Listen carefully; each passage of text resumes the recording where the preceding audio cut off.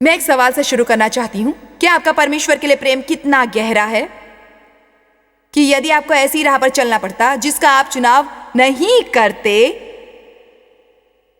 आपको बलिदान करना पड़ता, ऐसा जो बहुमूल्य होता, क्या आप परमेश्वर से इतना प्रेम करते हैं कि वैसा करते? असल में बहुत बार परमेश्वर के लिए हमारा प्रेम भावनात्मक होता है, वो भावुक तरह का होता है। वो प्रेम, मेरे कहने का मतलब है, कौन यीशु से प्रेम नहीं करता यदि वो ऐसी आराधना में शामिल न हुआ होता। मुझे महसूस हुआ मानो मैं आकाश में उड़ रही हूं। ऐसे समय पर हम परमेश्वर के लिए बहुत प्रेम महसूस करते हैं। बहुत अच्छा होता है जब हमारा आत्मा इस तरह हर्ष अनुभव करता है और परमेश्वर की उपस्थिति में लीन होता है। ये बढ़िया लगता है जब मैं आपके सामने प्रचार करती हूं और सब कुछ बहुत उत्साहित करता है, पर आपको घर जाना ही है और हम आपके साथ नहीं आने वाले।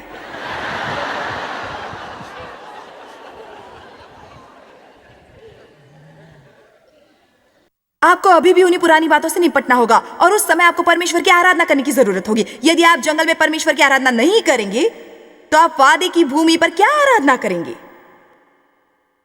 यदि आप बुरी परिस्थितियों में आराधना नहीं करेंगे तो अच्छी परिस्थितियों में क्या करेंगे? इसका कारण यह है कि आप कभी वहां पहुंचेंगे ही नहीं।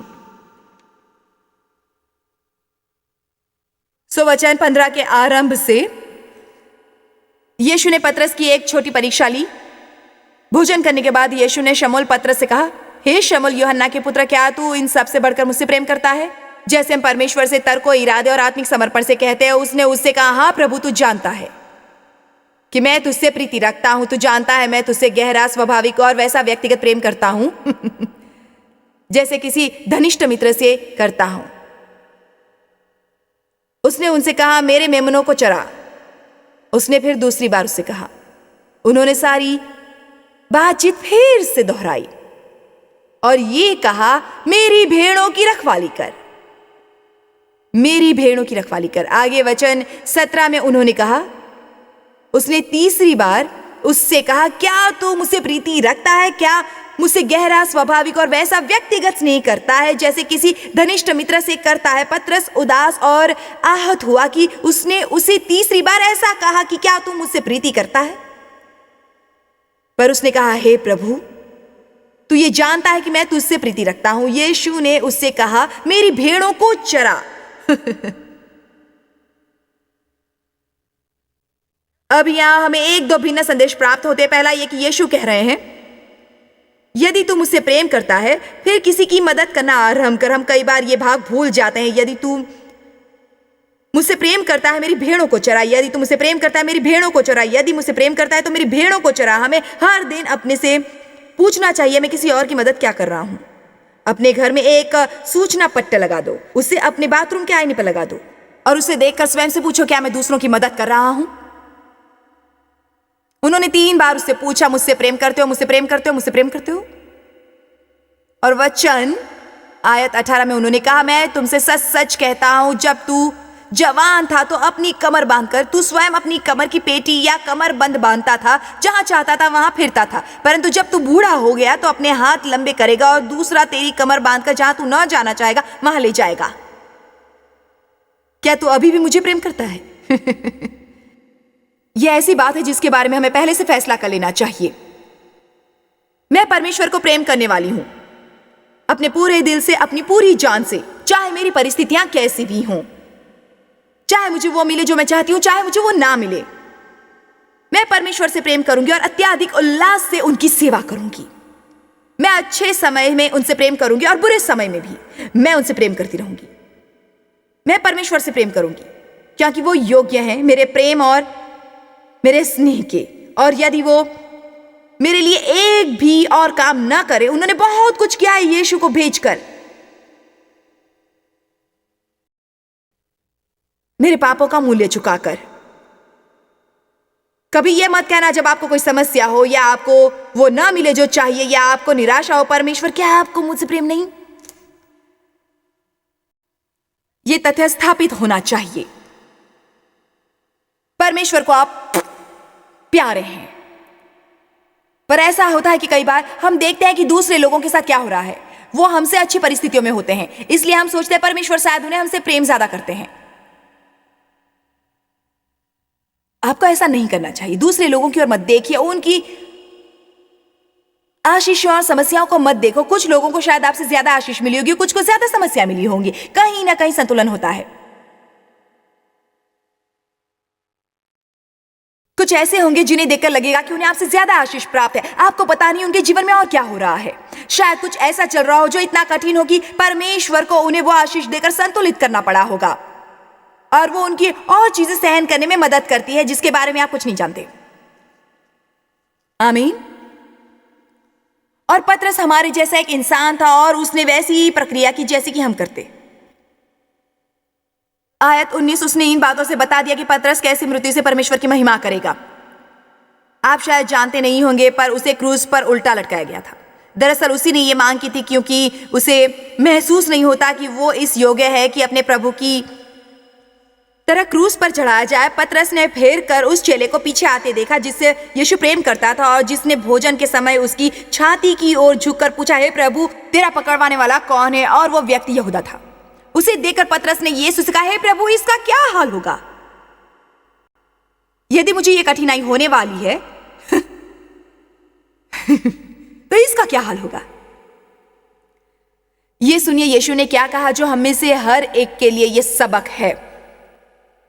आयत 22, यीशु ने कहा, यदि मैं चाहूं कि वो मेरे आने तक ठहरा रहे तो तुझे क्या? तुझे इससे क्या परेशानी है? तू मेरे पीछे हो ले। आमीन।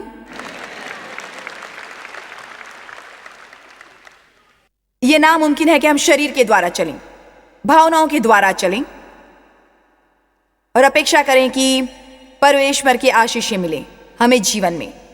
ऐसे ही कई और शानदार वचन हैं जो मैं आपको बता सकती हूं। मैं वो नहीं करूंगी क्योंकि मैं 2 बार इस विषय पर बात कर चुकी हूं। पर आपको इस तरह से सोचना शुरू करना है कि मैं परमेश्वर से प्रेम करूंगा, चाहे मैं उसके बारे में अच्छा महसूस करूं जो मेरे जीवन में हो रहा है या नहीं। मैं परमेश्वर की आज्ञा मानूंगा, चाहे मेरी वो करने की इच्छा हो या ना हो, और मैं अपनी भावनाओं को शांत करूंगा और नियंत्रित करूंगा। कोई भी महत्वपूर्ण फैसला करने से पहले यदि मैं ऐसा नहीं करूंगा तो मैं सचमुच मुश्किल में पड़ूंगा। अगली बात जो मैं चाहती हूं कि आपके बार बार ये सोचने रहने से आपके चरित्र का हिस्सा बन जाए, ये है कि मैं बहुत उदार व्यक्ति हूं। मैं सचमुच बहुत उदार व्यक्ति हूं। मैं सचमुच उदार व्यक्ति हूं, उदार व्यक्ति हूं। और उदार व्यक्ति बनने के लिए आपको वो बनना है जो सप्ताह में 1 बार बाल्टी में चढ़ावा डालने से कुछ बढ़कर करता है। मेरे विचार से गिरजे में देना सीखना हमारे लिए इस बात का अभ्यास होना चाहिए कि जीवन कैसे जीना चाहिए। मैं केवल थोड़ा चढ़ावा नहीं देना चाहती, मैं एक दानी बनना चाहती हूं, और दोनों में अंतर है। कंजूस, छोटे दिल वाले, संकीर्ण सोच वाले लोगों के जीवनों की दयनीय अवस्था होती है। मुझे वो अच्छे नहीं लगते, मुझे उनसे चिढ़ है।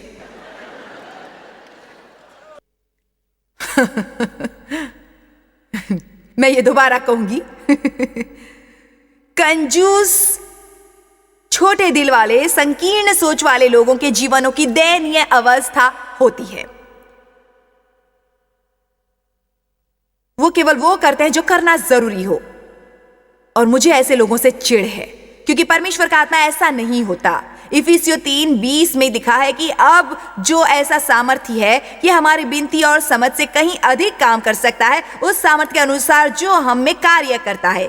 परमेश्वर इस तरह के हैं, और यदि हमें उनकी तरह बनना है तो हमें हमेशा सामान्य से अधिक करना चाहिए, हमेशा उनसे अधिक देना चाहिए, हमेशा पर्याप्त से ज्यादा देना चाहिए, उदारता से देना चाहिए। मुझे सचमुच विश्वास नहीं कि हम परमेश्वर के आत्मा में बह रहे हैं यदि हम ऐसे नहीं हैं। हमारे प्राकृतिक स्वभाव बहुत स्वार्थी और आत्मा केंद्रित होते हैं, इसलिए हमें इस तरह के विचारों को अपने जीवन में नहीं लाना है। मैं बहुत उदार मनुष्य हूं, मैं देने के मौके खोजता हूं। आपके सोचने का तरीका ऐसा होना चाहिए। सुबह अपने बिस्तर पर लेटे हुए प्रार्थना करें, परमेश्वर आज मैं किसे आशीष दे सकता हूं। यह नहीं कि आज मैं कैसे आशीष प्राप्त करूं, आज मैं किसे आशीष दे सकता हूं। यदि मैं केवल एक संदेश का प्रचार कर सकती, जो मैं नहीं कर सकती क्योंकि हमें टीवी के लिए विविधता की जरूरत है, पर यदि मैं केवल एक संदेश का प्रचार कर सकती तो वो शायद यही संदेश होता, अपने पर से ध्यान हटाओ और अपना जीवन गुजारो इस कोशिश में कि आप किसी और के लिए कितना कर सकते हो, क्योंकि आप नहीं जानते प्रसन्नता क्या होती है जब तक आप अपने को भुलाकर उदार नहीं बनते। आइए नीति वचन 1:19 देखें। आप सब ठीक है ना? यहां बैठे सब ठीक है? मुझे मजा आ रहा है। सब लालचियों की चाल ऐसी ही होती है। उनका प्राण लूट के लालच ही के कारण नाश हो जाता है, यानी लालची मनुष्यों का जीवन भी नहीं होता। 2 कुरिन्थियों 9:6। काश आप यहां ऊपर आ सकते।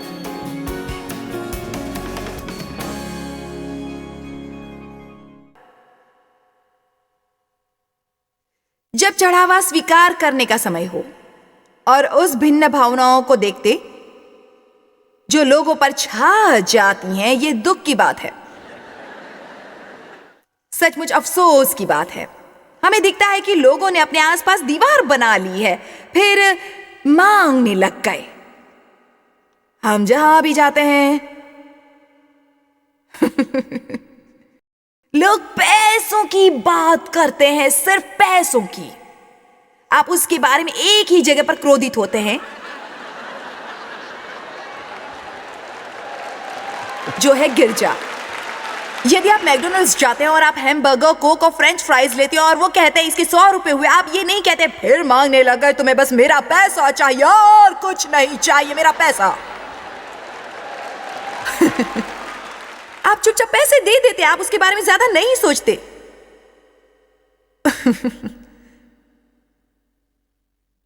और परमेश्वर से हमें जो प्राप्त होता है वो दुनिया की किसी भी वस्तु से बहुमूल्य है। यह हैरानी की बात है कि हम कैसे बाहर जाकर पैसे उड़ाते हैं उन सब भौतिक वस्तुओं के लिए, और जब समय होता है शुभ संदेश के प्रचार के लिए देने का या दान करने का, क्योंकि हम परमेश्वर से प्रेम करते हैं, उन सेवकाइयों की मदद करना चाहते हैं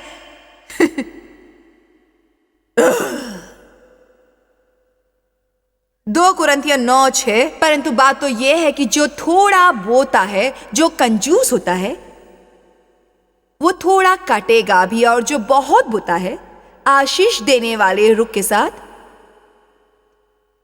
कि मैं केवल किसी को आशीष देना चाहता हूं, वो बहुत काटेगा। हर एक जन जैसा मन से ठाने वैसा ही दान करे, न कूट कूट के और न दबाव से। यूं कह सकते हैं कि जब आप दें, अच्छे रुख से दें, क्योंकि परमेश्वर हर्ष, आनंद और तत्काल देने वाले दानी से प्रेम रखता है, उसमें आनंद लेता है, उसे अन्य चीजों से बहुमूल्य समझता है और उसे त्यागने या उसके बगैर रहना नहीं चाहता। दानी को जो उदारता से देता है, और परमेश्वर सब प्रकार का अनुग्रह,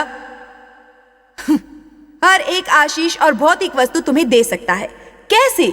बहुतायत से, जिससे हर बात में और हर समय सब कुछ जो तुम्हें आवश्यक हो तुम्हारे पास रहे, ताकि तुम्हारे पास इतना हो कि तुम्हें मदद या सहायता की जरूरत ना हो। कितना? बहुतायत में, और हर एक भले काम के लिए तुम्हारे पास बहुत कुछ हो।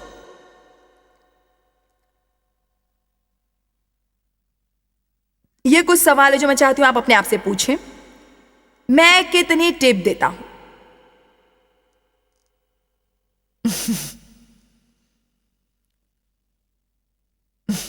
शायद मैंने कुछ गलत कह दिया। अब दूसरे सवाल पर चलते हैं। यदि आप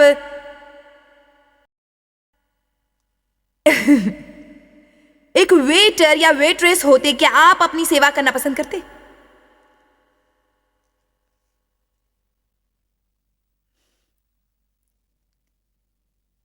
आप किस तरह के उपहार देते हैं? क्या सबसे सस्ती चीज ढूंढते हैं? ऐसा कुछ जो किसी को अच्छा नहीं लगता? महज खाना पूर्ति के लिए देना चाहते हैं? शायद घर में पड़ी कोई चीज कागज में लपेट कर।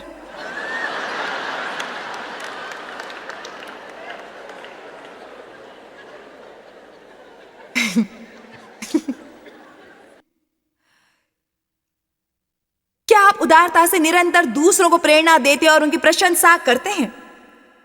क्या आप वो बांटने को तैयार हैं जो आपके पास है? क्या आप चीजें जमा करके रखते हैं या वो चीजें दे देते हैं जिसे आप इस्तेमाल में नहीं ले रहे होते हैं? आपने अपने घर की दराजों में कितनी वस्तुएं छिपाई हुई हैं जो धरती पर से आपके कूच करने के समय भी आप छू नहीं पाएंगे? आप अच्छी तरह समझ रहे हैं मैं क्या कह रही हूं। मैं ऊपर बैठे लोगों को देख रही हूं। मैं जानती हूं आप वहां ऊपर हैं और वहां भी। हमारे घरों में कितनी वस्तुएं होती हैं। कितना मजा आएगा यदि आप अपने पूरे घर में घूमकर उन सब चीजों को एक बड़े डिब्बे में डालेंगे जो आप जानते हैं आप इस्तेमाल नहीं करेंगे, और उसे जमा करना बंद करके उन्हें दान में दे देंगे। मान लो कभी मुझे उसकी जरूरत पड़ गई तो? आप फिर से दिल छोटा कर रहे हैं। ऐसा मत कीजिए। उसे दान कर दें, किसी को आशीष दें। कूड़े को बेचने की कोशिश मत करिए, उसे दान में दे दीजिए।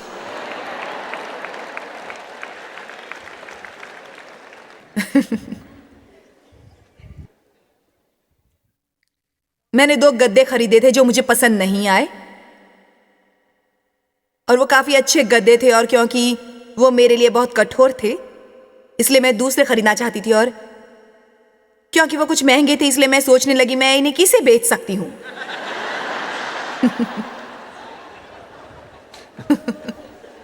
और ये तुरंत हो गया। सबसे पहले मैंने अपनी एक सहेली से बात की जिसे मुझे पता था इस तरह के गद्दे पसंद है और जो मेरे पास था अच्छे वाले थे वो गद्दे।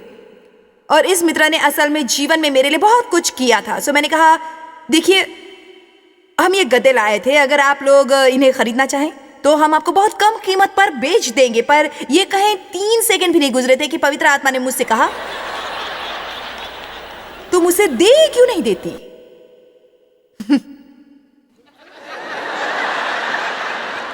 ठीक है, मैं शायद दे सकती थी, और जानते हो मैं आमतौर पर ऐसी नहीं होती। मुझे कुछ विस्मय हुआ जिससे पता चलता है कि यदि हम ऊपर न उठे उस घटिया कंजूसी की भावना से,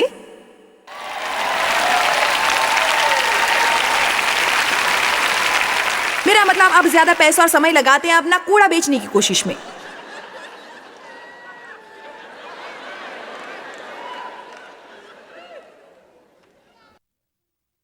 और जो गड़गड़ाहट आप सुन रहे वो परमेश्वर की तालियां हैं।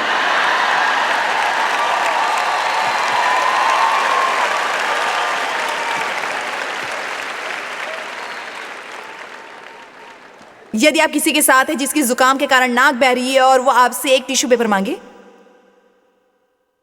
आपको कभी जुकाम ना हुआ हो पर आपकी जेब या पर्स में टिश्यू पेपर का पूरा पैकेट हो, क्या आप उन्हें एक टिश्यू देंगे या फिर पूरा पैकेट?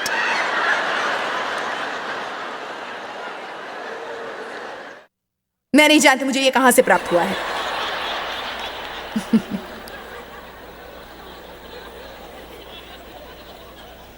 क्या आप रेस्टोरेंट में वो सीट किसी और को देते हैं या स्वयं लेते हैं जहां से सब दिखता है?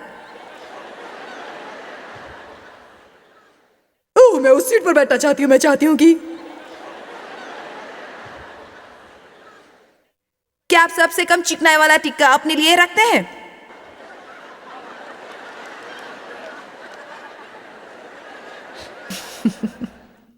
मुर्गी की सबसे बड़ी टांग और मिठाई की सबसे ज्यादा मात्रा किसे मिलती है? आप लोग दोषी देख रहे हैं। वू! मैं दोषियों को हंसते हुए सुन रही हूं।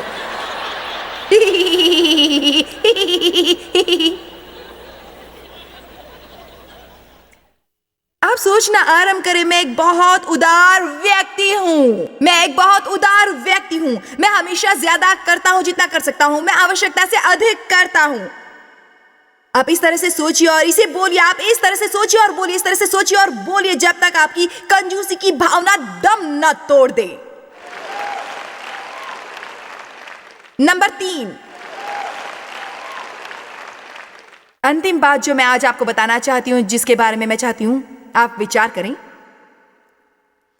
इस पर ध्यान लगाना शुरू कीजिए। मैं इस बारे में बहुत सतर्क रहती हूं कि मैं क्या कहती हूं। नीति वचन 18, मैं उसके बारे में बहुत सतर्क हूं कि मैं क्या कहती हूं।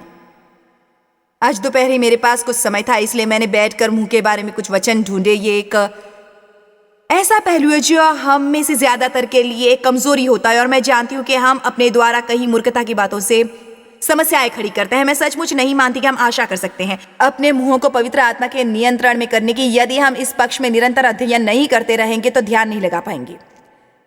यह शायद सबसे महत्वपूर्ण कामों में से एक है जो हमें करना चाहिए यदि हम सचमुच एक शक्तिशाली जीवन जीना चाहते हैं। मेरे विचार से एक शक्तिशाली बात जो आप उद्देश्यपूर्वक सोचते हैं, सोचने का समय तय करें और बैठकर यह सोचें। मैं इस बारे में बहुत सतर्क हूं कि मैं क्या कहती हूं। मैं बोलने से पहले सोचती हूं। मैं बेकार, तुच्छ और निरर्थक बातें कभी नहीं करती, कभी नहीं। नीति वचन 18, 20, 21, मनुष्य का नैतिक पेट मुंह की बातों के फल से भरता है, और बोलने से जो कुछ प्राप्त होता है उससे वो तृप्त होता है, चाहे वो भला हो या बुरा। हमारे शब्दों के परिणाम होते हैं।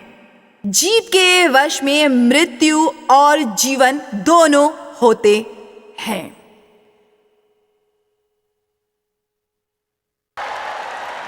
और जो उसे काम में लाना जानता है वो उनका फल भोगेगा, जीवन या मृत्यु के लिए।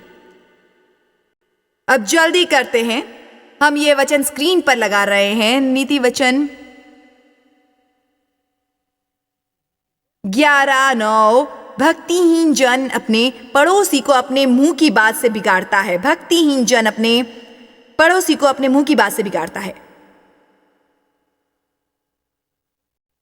परंतु धर्मी लोग ज्ञान के द्वारा बचते हैं। नीति वचन 12:18, ऐसे लोग हैं जिनका बिना सोच विचार का बोलना तलवार की नाई चुभता है, परंतु बुद्धिमान के बोलने से लोग चंगे होते हैं। नीति वचन 13:3, जो अपने मुंह की चौकसी करता है वो अपने प्राण की रक्षा करता है, परंतु जो गाल बजाता उसका विनाश हो जाता है। नीति वचन 15:4, शांति देने वाली बात अपनी चंगाई की शक्ति के कारण जीवन वृक्ष है, परंतु उलटफेर की बात से आत्मा दुखित होती है। नीति वचन 15:28, हठीला धर्मी मन में सोचता है कि क्या उत्तर दूं, परंतु दुष्टों के मुंह से बुरी बातें उबल आती हैं।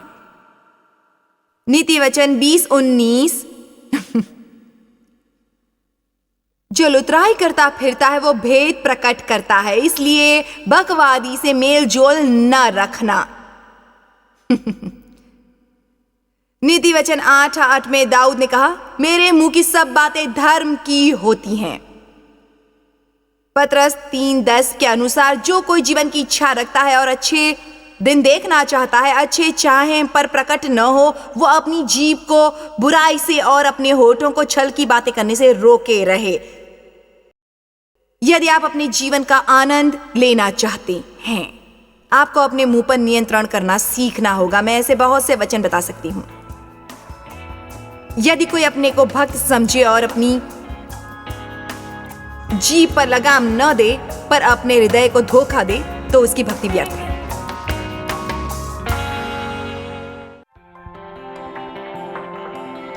जॉय स्माइल मिनिस्ट्रीज में आप हमारे लिए कितने अहम हैं, इसका आपको अंदाजा नहीं। हम आपके आभारी हैं और हम धन्यवाद करते हैं अपने सब मित्रों और सहयोगियों का कि उन्होंने इस विश्वव्यापी सेवकाई को संभव बनाया। मिलकर हम भूखों को खिला रहे हैं, गरीबों को पहना रहे हैं और कई देशों में सुसमाचार पहुंचा रहे हैं। कृपया हमसे संपर्क करें या विजिट करें jmmindia.org पर। आज ही अपनी प्रार्थना के अनुरोध बताने के लिए, हमारे साधनों के बारे में और जानकारी और जॉयस की सभाओं का शेड्यूल जानने के लिए, और हमारे सहयोगी बन जाएं दुनिया भर में मसीह का प्रेम बांटने के लिए।